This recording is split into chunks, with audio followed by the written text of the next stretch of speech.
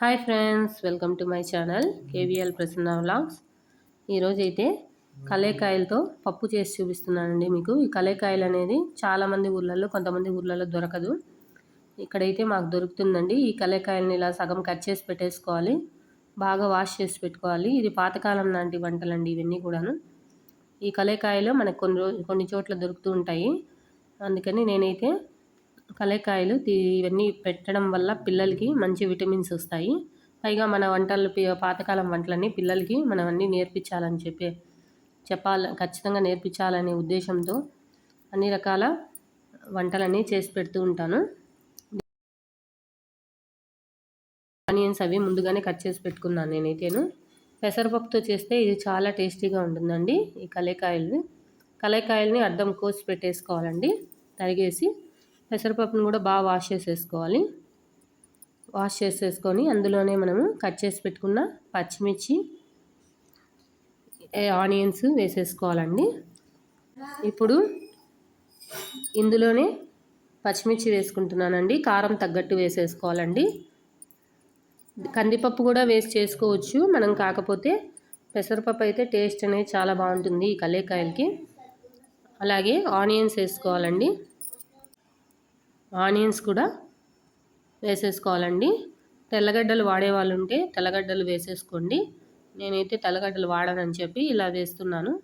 Onions కూడా మనం wash చేసుకోవాలండి, ఎందుకంటే ఇప్పుడు ఆనియన్స్ కూడా తెగల్లాగా వస్తుంది కాబట్టి పిల్లలకి మంచిది కాదండి ఆరోగ్యానికి. ఇలా వాష్ చేసేసుకోవడం వల్ల ఆరోగ్యానికి చాలా మంచిది. అలాగే చిటికెడు పసుపు అండి.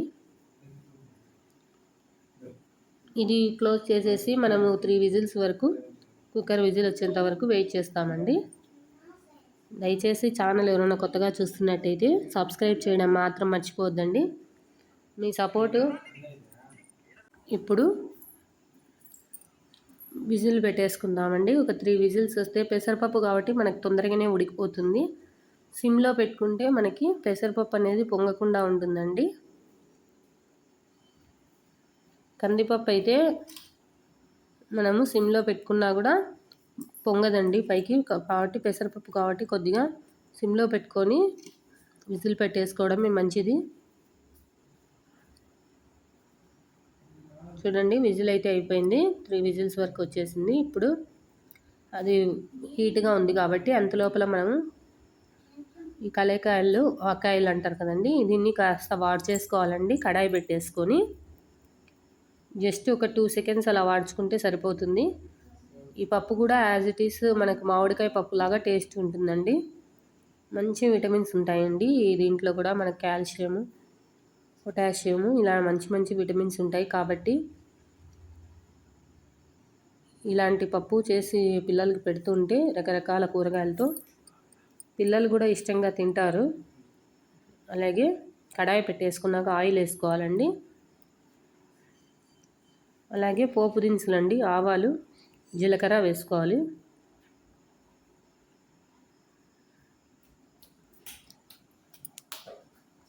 తర్వాత కాస్త ఆవాలు, జీలకర్ర వేసేసుకోవాలండి కడాయిలోనే.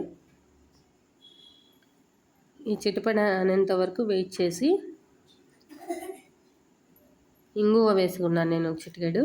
ఇంగువ వేసుకొని వాళ్ళు ఉంటారు కదండి కొంతమంది, ఇష్టపడిన వాళ్ళు ఎవరైనా ఉంటే స్కిప్ చేసేసుకోండి. మీరు తెల్లగడ్డలు వేసుకునే వాళ్ళు ఉంటే ఇందులోనే వేసుకోవచ్చండి. నెక్స్ట్ ఎండుమిర్చి ఒకటి వేసుకున్నానండి పోపుకు. పచ్చిమిరపకాయలు వేసుకున్నాను కాబట్టి ఆల్రెడీ మనం చూసి వేసుకోవాలి. ఇప్పుడు చిటపట అనేంత వరకు వెయిట్ చేసి ఇందులో మనము ఇప్పుడు ఈ చిటపట అన్నాక మనము ఈ వాక్కాయలు అన్నారు కదండి, ఆ వాక్కాయలు కూడా ఇందులోనే వేసేసుకొని ఒక 2 సెకండ్స్ వరకు చేసుకుందామండి.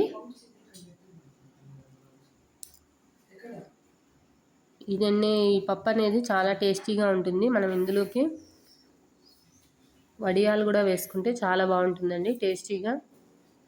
ఇంగువండి, నేను ఇంగువ ఒక చిటికెడే వేశాను. మీకు నచ్చినట్లయితే స్కిప్ చేసేసుకోండి. చూడండి, ఇవి అద్దానికి తరిగి పెట్టుకున్నాం కదండి, ఇది లేతగా ఉంటే బాగుంటుందండి. లేతగా లేకపోతే ఆ గింజలు, లోపల గింజలు అనేవి తీసేసుకోవాలి మనము. లైట్గా వాట్ చేసుకోవాలి, ఎక్కువ అక్కర్లేదు. ఎందుకంటే మనకు పప్పు ఆల్రెడీ వేడిగా ఉంటుంది కాబట్టి అందులోకి వేసేస్తే అవి బాగా మగ్గిపోతాయండి కాయలు. ఇప్పుడు ఒక్క సెకండ్ అలా పెట్టేసి ఆపేసుకుందామండి. ఎందుకంటే మనం కడాయిలో లైట్గా అట్లా వేయించడం వల్ల దీనికి టేస్ట్ అనేది బాగా వస్తుందని నేనైతే వాడిస్తున్నాను లైట్గా. ఇప్పుడు ఇదంతా కూడా మనము ఆపేసుకొని పప్పులోకి వేసేసుకుందామండి. ఇప్పుడు మనము చూడండి, వేడిగా ఉంది కాబట్టి ఆల్రెడీ కుక్కర్ తీసాక పప్పు మనకి ఇందులోకి వేసేసుకున్నాను పోపు అంతా కూడా. మనకి కావాల్సినంత వాటర్ కూడా యాడ్ చేసుకోవచ్చండి మనకు పప్పు గట్టిగా అనిపిస్తే. చూడండి, పప్పు వేడిగా ఉండడం వల్ల కలేకాయలు కూడా మనకి మెత్తబడిపోతాయండి.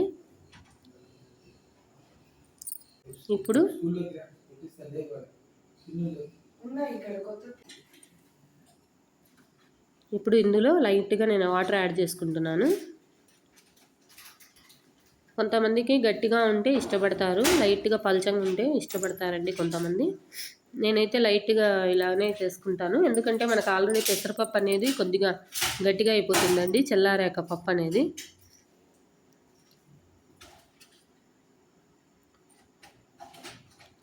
కాస్త సిమ్లో పెట్టుకొని మనం ఒకసారి ఉడికి చేసుకోవాలండి. ఇందులో లైట్గా ధనియాల పొడి వేసుకున్నాను.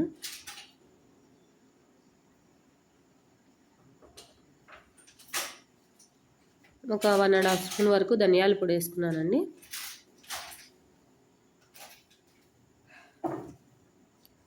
కారం తక్కువ అనిపించిన వాళ్ళు ఉంటే కారపొడి కూడా యాడ్ చేసుకోవచ్చు ఇందులోనే. పెసరపప్పు అనేది మనకి పతలాంగా పల్చంగా ఉంటేనే చాలా టేస్టీగా ఉంటుంది.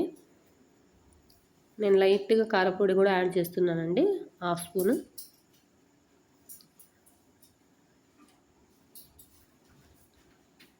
ఇవన్నీ సిమ్లో పెట్టి మనం చేసుకుంటూ ఉండాలండి, లేకపోతే మనకి అడుగంటిపోతుంది. మీరెవరన్నా ఇంతకుముందు వాకాయల పప్పు కానీ ఏదైనా చేసింటే కామెంట్ చేయడం మర్చిపోద్దండి. ఇప్పుడు ఇందులోనే రాళ్ళుప్పు కూడా వేసేసుకున్నానండి నేను.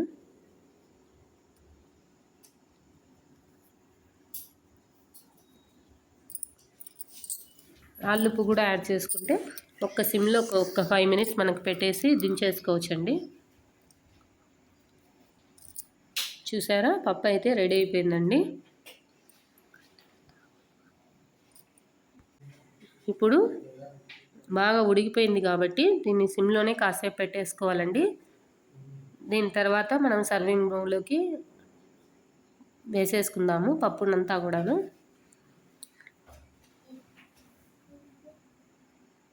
చూసారు కదండి, టేస్టీ వాకాయ పప్పు అండి ఇది. మనకి ఈ టైంలో వానలు పడే టైంలో బాగా దొరుకుతాయండి వాకాయలు అనేవి. ఎవరైనా ఇంతకుముందు కూడా ఈ వాకాయల పప్పు చేసింటే కామెంట్ చేయడం మాత్రం మర్చిపోద్దండి. అలాగే సబ్స్క్రైబ్ చేయండి. వీడియో అనేది స్కిప్ చేయకుండా చూడండి దయచేసి. చూసారు కదండి, వాకాయ పప్పు అయితే రెడీ అయిపోయింది. దయచేసి సబ్స్క్రైబ్ చేయండి. మీ సపోర్ట్ నాకు ఎప్పుడు ఇస్తుంటారని ఆశిస్తున్నాను. వేడి వాకాయ పప్పు అయితే రెడీ అయిపోయిందండి. Thanks for watching KVL Prasanna vlogs.